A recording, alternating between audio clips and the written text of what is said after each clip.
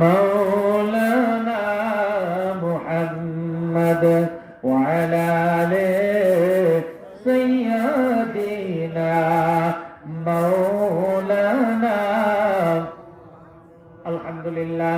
বাবা জীবন ভাইজানেরা আমার, কান ফেলে কথাগুলো খেয়াল করবি।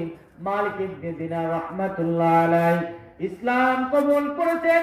আল্লাহর দরবারে মর্যাদাপূর্ণ একজন ব্যক্তি। আল্লাহ রাব্বুল আলামিনের কাছে প্রিয় বান্দা হিসেবে নাম লিখাই নিয়েছেন। মালিক ইবনে দিনার রাহমাতুল্লাহ আলাইহি হজ করার জন্য কাবা শরীফে গেছেন। এমন সময় আল্লাহর দরবারে দোয়া করে, আল্লাহ এই বছরে কার হজ তুমি কবুল করেছো একটু জানতে পারলে আনন্দিত হলাম, মনকে শান্তি দিতে পারতাম। ও আল্লাহ, তুমি কার কার হজগুলা কবুল করেছো?